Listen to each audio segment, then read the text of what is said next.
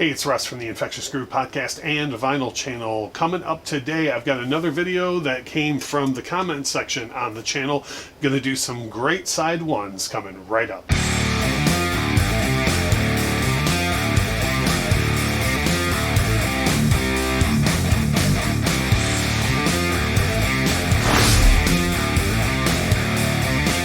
If this is your first time on the channel, please go ahead and hit the subscribe button. We have 2 new vinyl videos for you every single week. Sometimes rare, sometimes special pressings, sometimes videos like this that are discussion topics. When you watch the video, if you enjoy what you're watching, please make sure to hit the thumbs up because that helps the channel. But more important to me than anything is make sure you get involved with the comments below. Like today, this video that you're going to watch came from comments. A viewer suggested that we do one of these videos. Sometime back, I did great side 2s, and we do all sorts of different topics like that, just that are music and vinyl related. And somebody asked me to do some great side 1s. Now, like I said in the Great Side 2s video, there are plenty of albums that are super obvious that I could do. And if I'm being honest, some of the ones in this first video are probably going to be fairly obvious. But I like to throw out options that I think maybe aren't ones that everybody thinks of right off the top of their head. And that's why I love the comment section, because then everybody else comes in and says, you know, oh, here's a whole bunch more, whether they're obvious or not. You know, here's a bunch of side 1s that I love, you know, that are crazy good from front to back.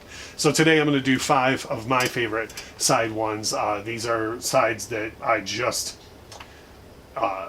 perfect sides for me, from track 1 straight through to the Dead Wax, and it really just doesn't get. These are almost the first 5 that popped into my head. Like, I didn't even have to do much thinking on this topic at all. This first one is probably one that people might view as obvious, and that is Tears for Fears, Songs from the Big Chair. I mean, this whole record is ridiculously good.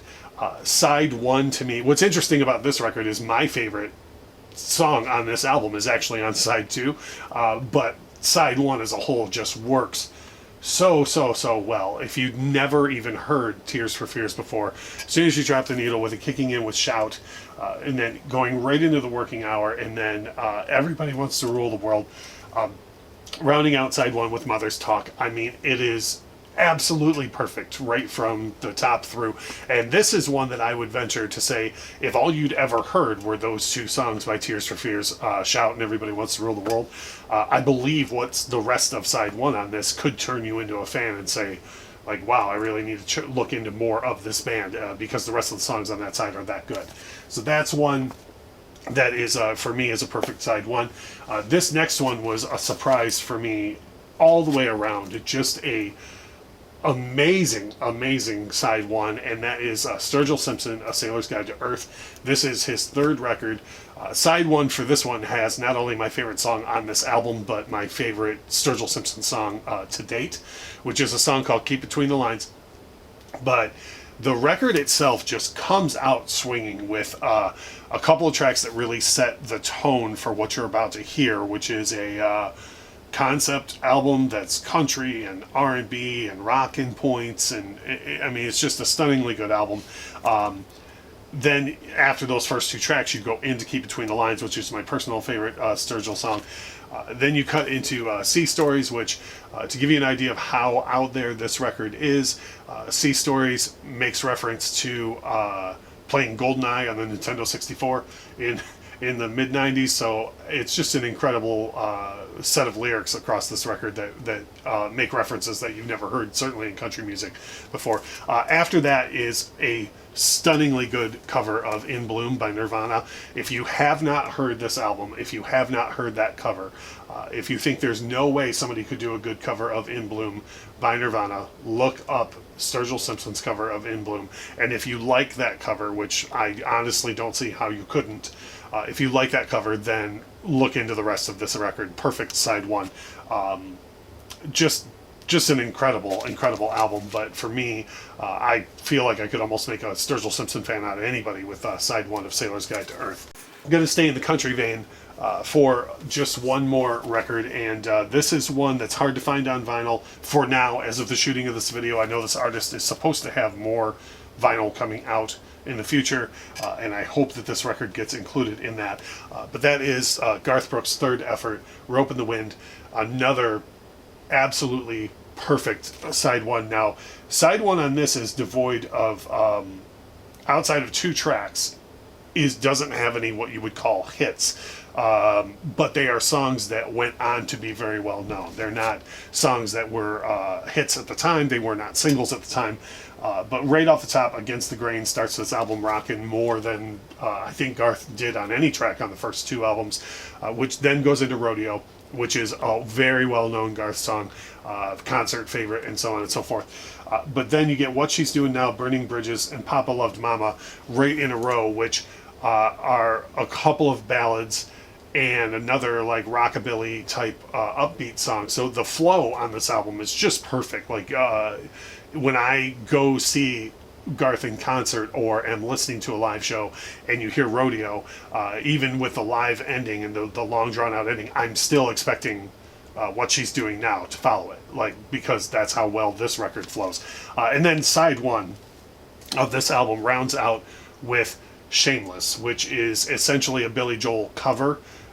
Billy Joel wrote it. It was on the Stormfront album, but Garth had really the hit with it, and it's a huge staple for Garth Brooks. Everyone that is even remotely a Garth Brooks fan knows Shameless really well, and it's a huge concert favorite. But on this, it just rounds out side one of his third LP, which in my opinion is one of the things that makes it a perfect side one.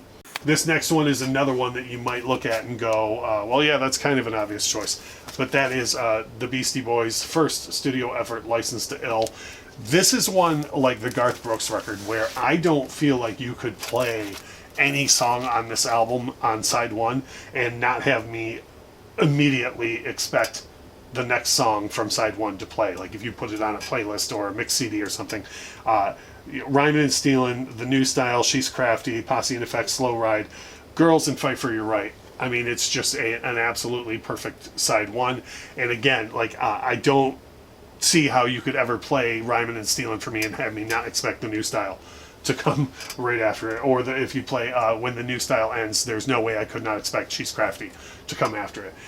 And for a band to come out with their first LP and have a perfect side one in this genre at that time, for me, is really something special. Even I've talked on the channel a lot about how much Raising Hell by Run DMC was such a huge record for me in my music development. And even that, I enjoy all of side one more on Licensed to Ill than I do on Raising Hell. So that's, for me, that's a big deal that they had done that so early in their career. This last one I'm going to choose is probably my most unorthodox choice on this list, but this is one that is probably the first album that flew into my head. That, oh man, that's a killer side one. I'll list off the songs and see if anybody watching can guess what it's going to be before I show the album. I Thank You, She Loves My Automobile, I'm Bad, I'm Nationwide, A Fool for Your Stockings, and Manic Maniac.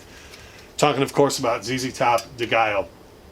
This record is monstrous, and the first side of it is just a stunning display of what ZZ Top does. If you have only known ZZ Top from their later 80s material and you don't know too much about what they did before that, or if you're new to ZZ Top and you want to look more into what they do, this is the record to go to, in my opinion, because side one is absolutely perfect. Like right from the needle drop all the way to the dead wax, you're getting, in my opinion, what could be side one of a best of for ZZ Top. It's just an absolutely stunningly good album.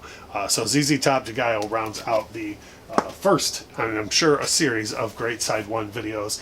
As I always say, what's important to me most in these videos is the interaction. I want to hear from you. What do you think about my choices? I know some of them might have seemed obvious, but which ones caught you by surprise? But more important than that, I want to hear from you on what are some of your greatest side ones. Feel free to throw ones out there that you might think are obvious. And I'd love to hear, or even some deeper ones, some ones maybe you don't think get as much love as they should. I really enjoy the comment section. I appreciate you so much for watching. Make sure you hit the subscribe button, and we'll see you on the next one.